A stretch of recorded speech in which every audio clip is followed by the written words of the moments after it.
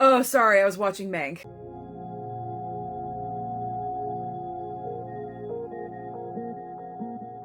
What's up, everyone? Welcome back to the channel. As you guys know or may not know, doing movie reviews, I feel, is not my strength. It's not my forte on this channel. Definitely the Blu-ray hunting you guys love and adore, but I'm trying to bulk up on the review side of it, and I want to be more excited to do reviews. So I have come to the conclusion that I'm just going to do a wrap-up review of every single thing that I've watched the entire week and deliver my thoughts to you guys every single Monday. What do we want to call this series? Wrap up review, review roundup, roundup review? Let me know down below. Right now, I'm sticking with wrap up review, but let me know if you want something else, if I should change the title. I like your info. We are a family here, so I do appreciate your feedback. So what are we talking about this week? We're talking about Mank. We're talking about Selena the series on Netflix and Godmothered on Disney+. However, before we get into everything, if you are new here at this channel and you love and adore movies and Blu-ray hunting and entertainment, you're definitely going to want to hit that red subscribe down below so you don't miss anything in the future. All right, what should we start with? I'm going with Mank. I'm going to start with Mank. Okay, I watched this last night. This had high expectations. It's black and white. It's David Fincher. It's based on true events. It's Gary Oldman. It has Oscar written all over it. What is my opinion about this one? Kind of boring. Kind of boring. It let me down. There are good aspects to it. Okay, costumes are on point, fantastic.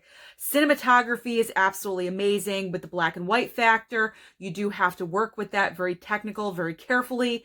I enjoyed it. It was very dynamic to look at. Oscar season, when this goes up for Oscars, Hollywood is going to eat this movie up. They love movies about old Hollywood glamour, Hollywood history based on true stories. They loved Once Upon a Time in Hollywood last year, obviously not based on true events. Well, kind of with Sharon Tate, but not really.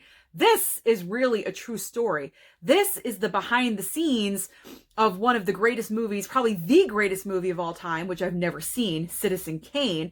This is all about Herman Mankiewicz, who Gary Oldman plays, and he is the writer of Citizen Kane, and he's fighting to have credit for this piece of work because it's the greatest thing he's ever done, and he's an alcoholic, and he's kind of a womanizer a little bit, and pretty much that's it. It's told through flashbacks. Way too many flashbacks. Oh my God, there were so many flashbacks. Once there gets to be too many flashbacks, I kind of zone out of the movie. And that's what definitely happened to me with Mank. I wanted to enjoy it. I really did. But to be honest, I was bored to tears. The rewatchability factor of this movie is not good. This is definitely a one and done. I can tell you right now for Oscar season, it's probably going to get nominated for Best Picture, most likely Best Director for David Fincher, cinematography, probably script. Gary Oldman will get nominated for Best Actor, probably Amanda Seyfried for Best Supporting. I don't know if she'll win though, but she is at that age where Oscar likes to award winners, so we'll see about that. But overall, I watched it. I'm done with it. I don't need to watch it again, which is sad because with award season, I usually like to watch over and over, but with this one, I'm going to have to say no. Okay, that's Mank. Selena the series. Let's get into Selena the series on Netflix. If you guys have not watched it yet, it's 9 episodes long. However, they average between 35, 45 minutes. Not too long. I watched it in an afternoon, majority of the day on a snowy Saturday. So it is possible to do it in one day. This is the true story of Selena. Again, because apparently we didn't get it enough in the movie where Jennifer Lopez played her so brilliantly. I love that movie. I love J-Lo's performance. I love everything about it. So going into this series, I was very skeptical. I was very like, no. Don't touch the movie. The movie is perfect. Well, obviously the family of Selena is very involved in all of these projects that get developed. I believe her sister is the executive producer on this series. And I feel like this series, as much as it concentrates on Selena herself, It also focuses on the siblings, what AB, her brother's going through, what her sister Suzette is going through, a little bit more in-depth history with her mother and her father. So it's not really all about Selena. It is about the family as well. I think that's the only thing that makes this a little bit different from the movie.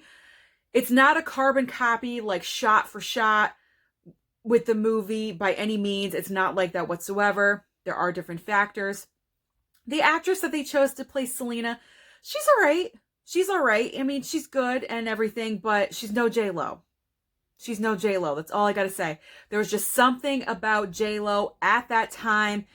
It was magic. It was like lightning in a bottle, and it just struck, and it was amazing. Selena the series, it was okay. It's okay. Obviously, it's going to be for season 2, because if you have watched it already, season 1 ends kind of halfway through the journey. We haven't even seen her start to make it big. We haven't seen her death, her murder, like nothing about that whatsoever. Spoiler alert if you didn't know anything about Selena. Woo, sorry. But this happened back in 1993, I believe. So there's plenty of time. You've had plenty of time to catch up. But overall, it's not horrible. It's definitely not horrible. I would watch that again over Mank any day. Trust me. My one question is, though, her husband, Chris, why does it seem they cast him with a white guy? Was it just me? He's obviously Latino in real life. His last name is Perez. So I'm kind of confused about that. He seems like he's white. He might have a little bit more ethnicity in him. I'm not sure. I don't know the actor that plays him, but he looks like a white dude. I don't know. That's not really accurate in my opinion. But who am I? Who am I? All right, Selena, watch it. Yes, no, yes, give it a watch. All right. Finally, let's move on to Godmothered on Disney Plus.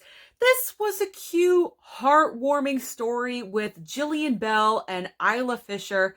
Jillian Bell plays a fairy godmother, and they are on the verge of closing down because no one is writing them anymore, wanting wishes coming true. And so she goes out to find an assignment, and she finds a letter from a 10-year-old girl, and she goes on assignment. Well, the 10-year-old girl is now grown up Isla Fisher with her own family, her 2 daughters, her sister, and chaos ensues.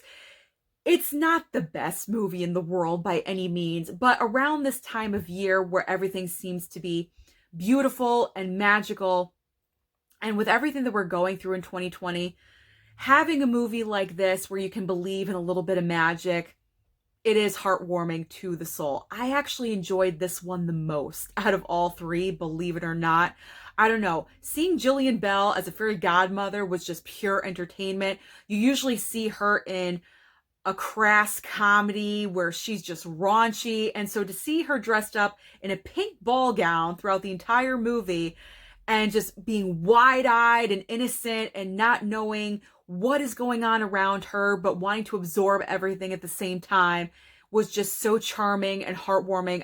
I loved it. I adored it. I really did. And it's a great movie to watch with your children around holiday time. So do I recommend you guys to watch Godmothered? Yes, I do. So those are my thoughts. Those are my thoughts on the 3 new releases of this week. Mank, Selena the series, meh. Godmothered, I enjoyed it. All right, guys, thank you so much for watching. Don't forget to tell me down below, what should I name this? Review wrap-up, wrap-up review, review roundup? I don't know. I need some votes. Let me know down below. Don't forget to like and subscribe, and I'll see you next time.